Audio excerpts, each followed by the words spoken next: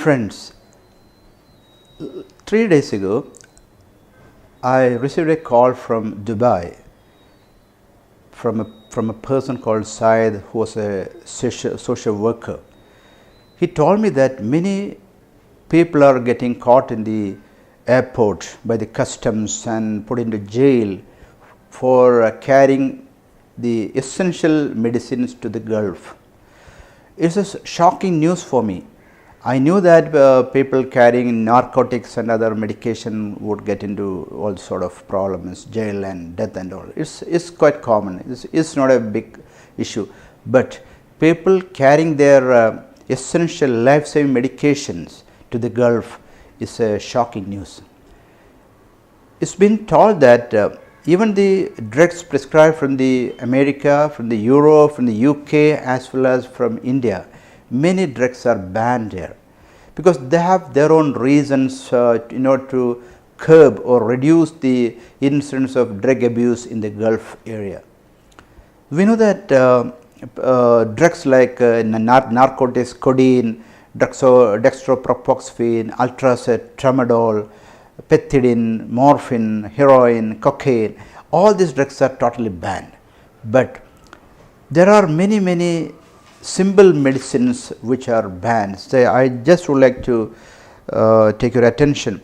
All the benzodiazepines like alprazolam, nitrazepam, oxazepam, lorazepam, diazepam, clonazepam, even clobazam is a anti-epileptic medication is banned. So, do not take these medicines to the Gulf. Secondly, cough syrup which contains some drugs like codeine, should be careful. Do not take this cough syrup which contains codeine. Pregabalin or Lyrica, Lyrica is a banned drug.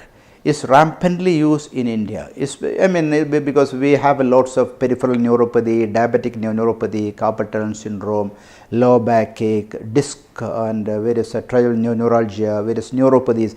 It's a common drug throughout the world.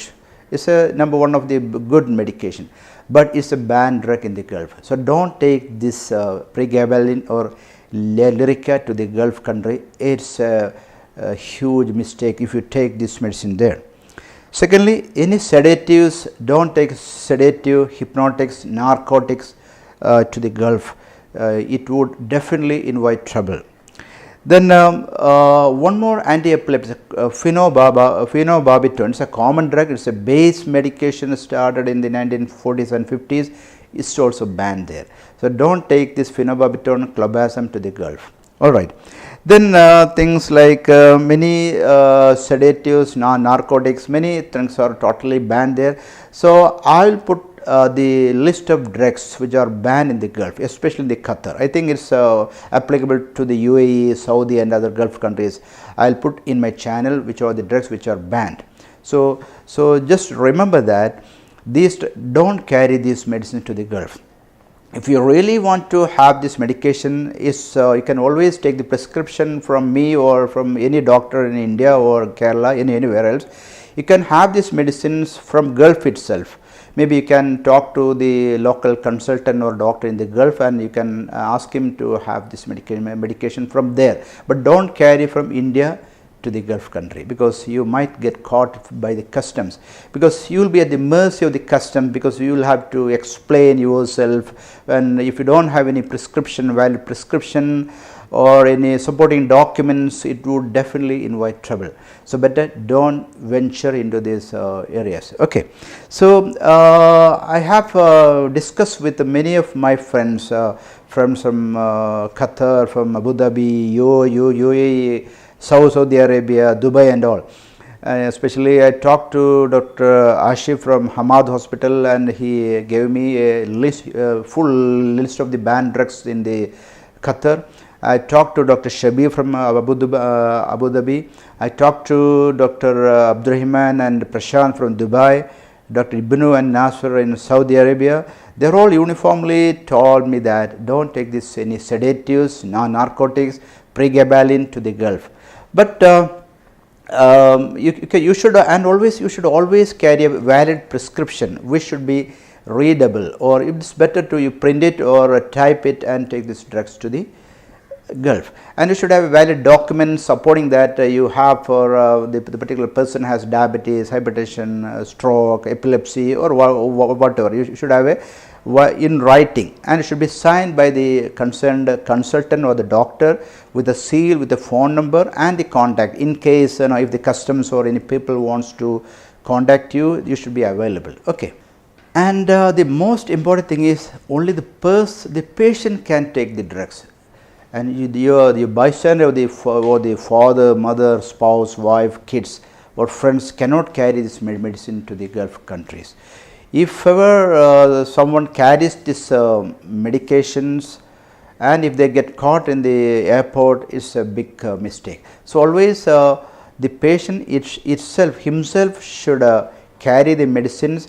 They should have a valid prescription and a document supporting that the patient has got these sort of ailments or illnesses, and this should be maximum for 3 months only, not more than 3 months. And it's better not to entrust anyone with medicine. Suppose last week I think somebody called me from Gulf side, one side from a social worker in Dubai. He told me that I had given a prescription of pregabalin, and there was a huge problem in the Gulf and all.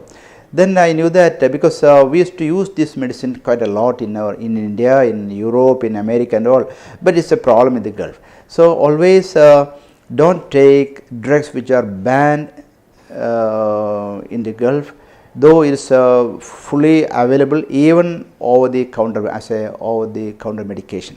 So I will put the list of the banned drug in Qatar. Probably that's applicable for other Gulf countries as well.